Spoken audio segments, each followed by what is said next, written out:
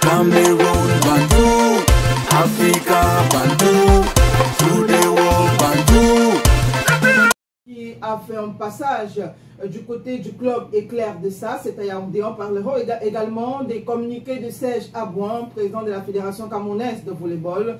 On va parler du salaire de Bryan Mbeumo si jamais il était recruté à Manchester United. Et puis Samuel Eto'o qui a été aperçu d'ailleurs, félicité, applaudi par ses fans du côté de Paris lorsqu'il quittait le salon Beau à Paris. Et puis on a également la réponse de Marc Brice à Jean-Charles Castelletto. Et en People, on va parler de la fille de Coco Emilia. On parlera de Christian Bassogog et sa femme Marlène. Et puis on va parler aussi de la réaction de Chris M. Ok, ben, on commence comme d'habitude avec le sport. Voilà. Oui. Et donc parler d'André Onana qui, depuis qu'il est en congé au Cameroun, a décidé de faire un tour dans le club que dirige son grand frère. Oui. Et donc il a profité... Est-ce qu'il n'est pas copropriétaire de ce club-là avec son frère? Bon, c'est aussi une éventualité. Ouais. C'est une éventualité. Et comme je disais, il a décidé d'aider les filles, ou du moins de s'entraîner avec les joueurs de cette équipe, Éclair de ça. Peut-être qu'il y a l'éclipse en ça ce jour. Qui sait? C'est aussi une autre éventualité. Oui. Donc, André Onana est au Cameroun. Il n'est pas à Marrakech. Il n'est pas au tournoi de African Week. J'ai raison et beaucoup d'autres personnes de poser des questions à savoir si quelqu'un est arrivé au Cameroun pour se reposer alors qu'il y a un tournoi en Afrique, il ne prend pas à ce tournoi, c'est-à-dire qu'il n'a pas voulu, parce qu'on parle de période FIFA. Pendant cette période FIFA, les joueurs qui n'ont pas, qui sont pas blessés, qui ont joué seulement le championnat, pour ma part, ne peuvent pas prétendre être très fatigués au point de ne pas participer à ce tournoi. Maintenant, Marc Brice et ses poulains, ils savent à quel jeu ils sont engagés. Donc, nous, on observe simplement que la communication de Marc Brice n'est pas satisfaisante. Parce que si tu nous dis que les joueurs sont fatigués, les joueurs sont ceci, on trouve André Onana au Cameroun, qui est en train de rencontrer un monsieur qu'il avait porté sur sa moto, qui est en train de jouer avec les filles. Bon, c'est un peu compliqué parce que j'ai regardé les informations l'autre jour. J'ai vu que André Onana, il est le seul joueur qui a pris part à une compétition européenne, Europa League, où il a perdu en finale. Ça peut arriver. Et les autres, c'est uniquement le championnat. Et il dit que les joueurs là veulent se reposer, même le gardien veut se reposer. Bon, ça montre que pour ma part, les gars ne prennent pas très au sérieux cette Africa Week, alors que les équipes qui vont jouer contre les équipes que le Cameroun va jouer contre demain et lundi, ce sont des équipes qui se sont qualifiées aussi pour la CAN qui va se jouer au Maroc, Uganda et la Guinée équatoriale. Nouvelle saison de clash entre le ministre des Sports et de l'Éducation physique et la FECAVOLE, ou plus précisément entre le ministre des Sports et le président de la Fédération camerounaise, président de la Fédération camerounaise de volley. Oui, légal. Oui, légal. Parce que il y a deux fédérations de volleyball au Cameroun aujourd'hui. Il y a une fédération qui est reconnue par le ministère, qui est dirigée par Bello Boudane, et l'autre qui est dirigée par Serge Abouin, dont le ministre montre clairement son soutien indéfectible à Bello Boudane. Voilà. Et donc, de l'autre côté, on a le président de la Fédération camerounaise de volley, que tout le monde connaît, Serge Abouin, qui a donc fait deux communiqués. À travers son chef du département chef du département juridique. J'y arrive enfin. Voilà. Donc, le premier communiqué porte sur les matchs de préparation des championnats du monde de volleyball. Oui. Et donc, le second, c'est pour montrer son mécontentement face aux agissements du ministre des Sports et de l'Éducation physique. Il avait d'abord réagi par rapport à ce nouveau sélectionneur qu'on a recruté. Exact. Le Brésilien qui était d'abord sélectionneur de l'équipe du Rwanda. Et le Rwanda avait été puni par la Fédération internationale de volleyball pendant 2 ans. Pourquoi? Parce que lui, il est venu avec les Brésiliens dans l'équipe rwandaise. Et la RDC avait contesté cela. Et la RDC a eu gain de cause et le Rwanda avait été suspendu. C'est le même monsieur qu'on a recruté aujourd'hui au Cameroun, dont beaucoup de personnes le traitent de Marc Brice de la FECAVOLE. parce que entre le ministère des Sports et de l'Éducation physique et la Fédération camerounaise de volleyball, ça ne marche pas bien. Il y a deux fédérations aujourd'hui, Bello Boudane, Serge Abouam. Et bon, Serge Abouam avait fait même un communiqué en disant qu'il aimerait voir un document qui atteste que ce monsieur est le nouveau sélectionneur pour pouvoir contester ça vigoureusement parce qu'il y a déjà un sélectionneur. Maintenant, le ministre était du côté de Marois pour le lancement de tout cyclisme du Cameroun. Tu nous avais parlé de ça. Apparemment, le ministre a glissé quelques mots qui ont fâché Serge Abouam et la Fédération camerounaise de volleyball légal. Voilà. Et donc, peut-être pour parler directement de ces agissements du ministre des Sports, voici donc selon l'Africa Volley légal. Voilà, voici donc le communiqué presse. La Fédération camerounaise de volleyball, en abrégé FECA Volley, s'insurge avec la dernière énergie contre les propos incendiaires et profondément irresponsables tenus par le ministre des Sports et de l'Éducation physique, en abrégé MINSEP, lors du lancement du Tour cycliste national à Marois. En affirmant la FECA Volley dirigée par Bello Boudane, un fils de l'extrême nord, organisera dans les prochains jours le championnat d'Afrique des Nations U20. Le MINSEP a non seulement véhiculé un mensonge manifeste, mais surtout il a attisé dangereusement les clivages identitaires dans un contexte national où l'appel à l'unité est plus que jamais vital.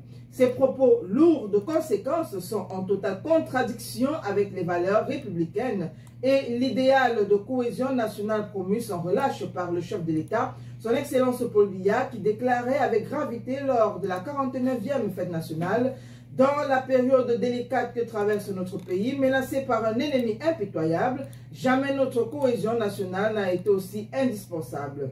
FECA Volley tient à rappeler que les propos du MINSEP bafouent ouvertement une décision de justice rendue le 27 février 2025 par le tribunal de grande instance de Yaoundé, centre administratif, laquelle établit sans équivoque qu'aucune FECA Volley dirigée par Bello Boudane n'existe. Cette posture du ministre constitue non seulement une insulte à l'autorité judiciaire camerounaise, mais aussi une provocation inacceptable à l'égard des institutions républicaines et un mépris flagrant des orientations du président de la République. Ce dernier a réaffirmé à plusieurs reprises sa vision d'un Cameroun uni dans sa diversité, déclarant notamment « J'entends continuer à tout mettre en œuvre pour perpétuer la profonde mutation sociale susceptible de faire naître une nouvelle communauté plus unie, plus consciente dans sa spécificité face aux autres peuples. » Dans ce contexte, il est particulièrement révoltant qu'un membre du gouvernement instrumentalise de manière aussi grossière les origines géographiques de l'individu, alors même que le chef de l'État œuvre inlassablement pour renforcer l'unité nationale et consolider l'identité camerounaise.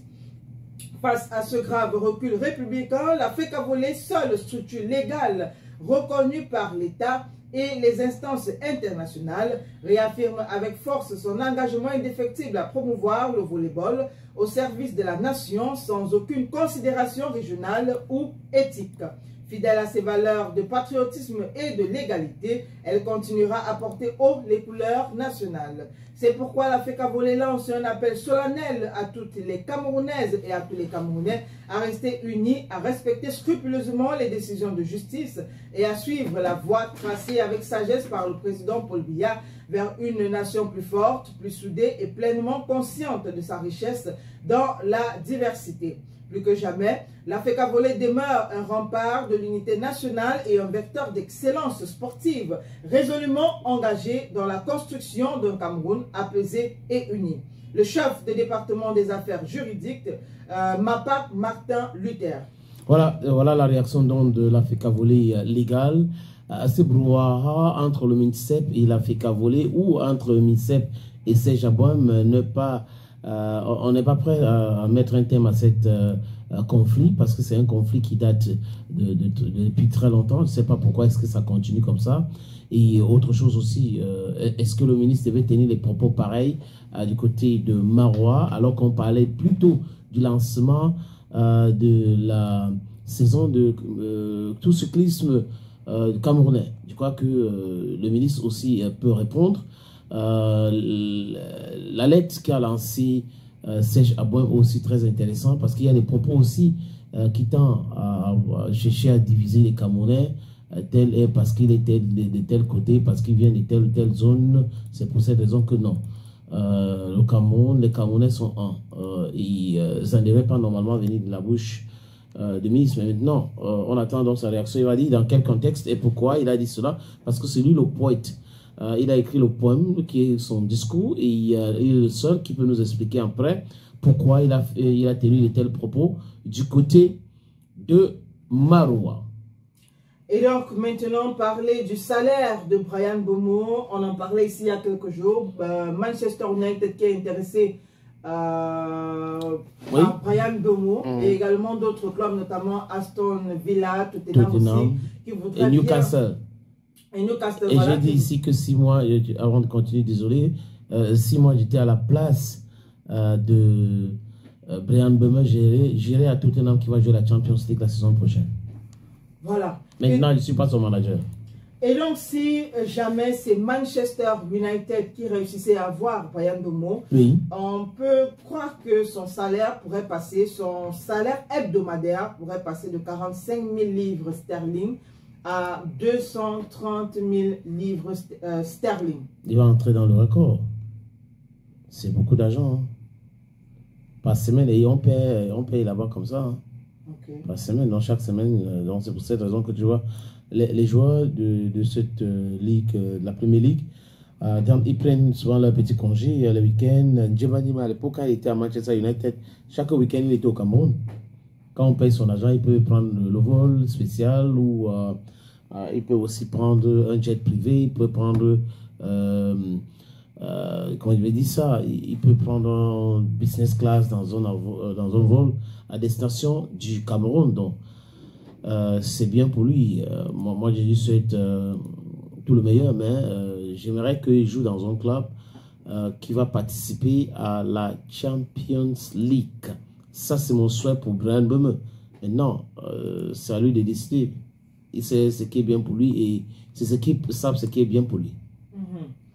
Et maintenant, on va parler du président de la Fédération camerounaise de football. Qu'est-ce qu'il a fait, Longambe?